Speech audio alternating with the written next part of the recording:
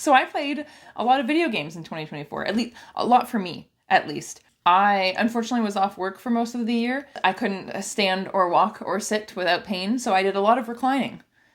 And I played a lot of video games while I was reclined. So I'm going to quickly go through all the video games that I played in 2024, and then I'm going to talk about my 3 favorites. I started and finished a bunch of games, but I also replayed some games, and I also just continued some games. A game that I did not start or finish, just a game that I continued throughout the year, was Tears of the Kingdom. I'm just going through that slowly. Anytime I need an escape, I have a great time picking that game up. The games that I replayed were It Takes Two, The Last of Us, and The Last of Us Part 2. I did start some games, but not finish them. Those games were Unravel 2, Days Gone, and Tomb Raider, the Tomb Raider from 2013. Unravel 2 and Tomb Raider, I do intend on finishing at some point.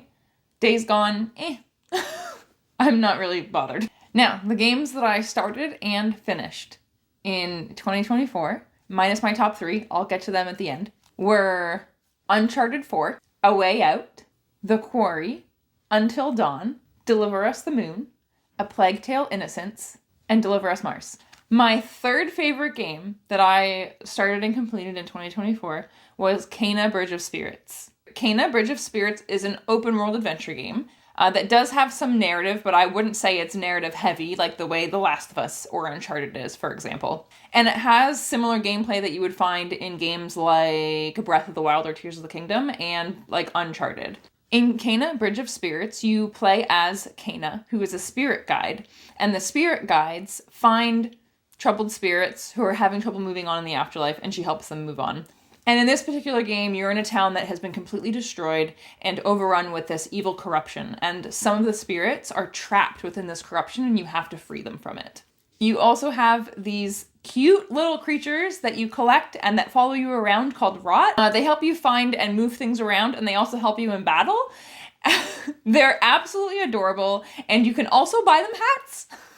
It's such a cute, fun, wholesome addition to the game. The game does have a lot of close combat and a lot of monsters that you have to defeat. There's a lot of little monsters and a lot of bosses throughout the game. When you're not fighting monsters, there's a lot to explore, beautiful places to visit, and cute little side quests that you can complete, like bringing people their mail. The animation and the scenery is absolutely gorgeous. The music is fantastic. It has such fun, cute, delightful music when there are no enemies around, and it has really great cinematic music whenever there's danger. And there's a lot of fun little puzzles throughout the way as well that you can piece together for extra points or extra cutscenes that you get to see that reveals more about characters and their story. I loved the cutscenes, and the cutscenes that do show up in the game are so well done. It has great cinematography, great acting, good dialogue, and really a really emotional story. I thought this game did a really good job of combining stress and cuteness. There's a lot of aspects to the game that are cozy, adorable, and delightful. And then there's a lot of aspects to the game that are stressful and scary.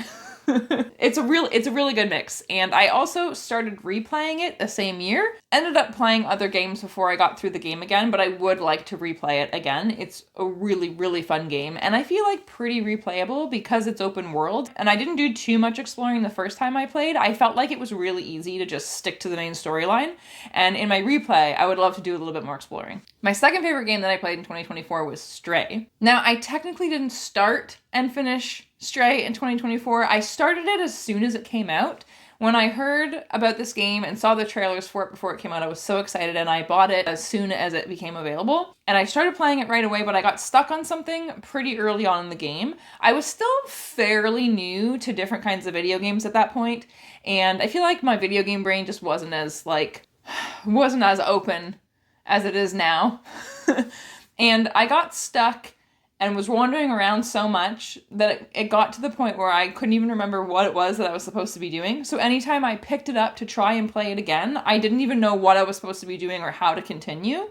So I just kind of forgot about it and played other games. Now, my niece and nephew started playing it at my house semi-recently, and it made me really want to try it again. So I just Googled what it was that I couldn't get past, and it turns out it was actually something really simple. And I think that if I wasn't wandering around so much and had forgotten what it was that I was supposed to do, I would have figured it out pretty easily. But anyway, the getting stuck that happened to me was very early on in the game, so I played most of it in 2024. But once I got past that part, I was so hooked, and I plowed through the rest of the game in 2 sessions. It was so good. Stray is the story of a cat who lives in a future world where all humans have been extinct. The only humanoid type creature that is left are robots. They all live in a city way, way, way underground that was built around the time that humans were endangered because of some virus. The city that is way, way underground that the robots now live in is closed off from the rest of the world, and you are playing as a cat who lives up on the surface and falls down into one of these cities. In the game, you are trying to find your way back to the surface, but on top of that, you are meeting different robots and talking to them and finding out their story and trying to help them find their way to the surface as well, because they want to get to the surface also. Obviously, the main selling feature and the really cool thing about this game is that you are playing as a cat. You are doing things that only a cat can do. You are finding your way up buildings into tight spaces and leaping off of things in a way that only a cat can do. And you have to use your brain the way obviously me as a human would not be able to get up here, but a cat would. How would a cat do it? You can also just do silly cat things like rub up against people's legs and scratch carpets and knock things off of counters and ledges. You can also run in between people's legs and trip them. But the main story is about following different clues that robots have left behind to try and find your way back up to the surface. And the robots are asking you for help because there are a lot of things that they're not able to do that a cat is able to do. There is an enemy threat in the game that you don't have to fight, but it does make the scenes that they're in a little stressful, because a lot of the scenes they're in are in areas where you have to puzzle your way out. And so you have to puzzle your way out of something while also running away from these creatures. But there are fairly big open world areas that don't have any threats that you can just explore and find out as much of the story as you can. Now, the story is revealed through talking to robots. So you talk to them and you find out the story by talking to different people and find out all the different people's thoughts and what has happened to each. And when I say people, I mean robots. I got really, really invested in the story, and I got really emotional towards the end. And when I finished playing it, I could not stop thinking about it. I would love to replay this game. I think I would replay this game many, many times. It's a really short game. If you don't spend too much time exploring, I think you can play it in a few hours. But I loved it so, so much. And my favorite game from 2024 was Detroit Become Human, which is a choice-based narrative game. But it is the best choice-based narrative game I have ever played. I've played quite a few choice-based narrative games, and this one tops them all. Them all. If you love choice-based narrative games and you haven't played Detroit Become Human yet, what are you doing? Detroit Become Human takes place in a not-so-distant future where androids have not really taken over, but they have kind of taken over the workforce. So there are a lot of jobs that are only filled by robots. And they're very, very realistic looking, and they interact in very realistic ways as well. A lot of these androids are making their own decisions and kind of not following rules. They're taking matters into their own hands because they have feelings and they believe they're people too. And you get to play as 3 different androids. The story goes back and forth between these 3 different android stories. You play as Kara, who is a maid android who ends up running away with the little girl of the man who employs her because she's being abused. And you play as Connor, who is a detective android who is investigating android-related crimes and deaths. And then you play as Marcus, who's finding his way in the world after being separated from his owner and basically starting a revolution. As the story progresses, the characters intertwine a little bit and become connected. And the thing that is so amazing about this story, put aside the great cinematography, the great, amazing graphics and artwork, the amazing acting, put that aside, for a second. What makes this game so incredible is how many storylines there are in it and how much your choices actually affect the story. It is wild how different the story can go and how many directions it can go in depending on the choices that you make. I have never played a choice-based narrative game that goes off into this many directions. I've played this game like 4 times. Because I just wanted to try and get all the different outcomes. And it's not just different endings. It's whole different storylines. And the thing that's really, really cool is you could make a choice in one chapter that makes a choice later on have a different outcome. So like, if you have 2 choices, you have Pikachu and lightsaber choice, and you choose Pikachu. And then the next time you're playing that character, you have another choice, which is Notebook or Mushroom Person, and you choose Notebook.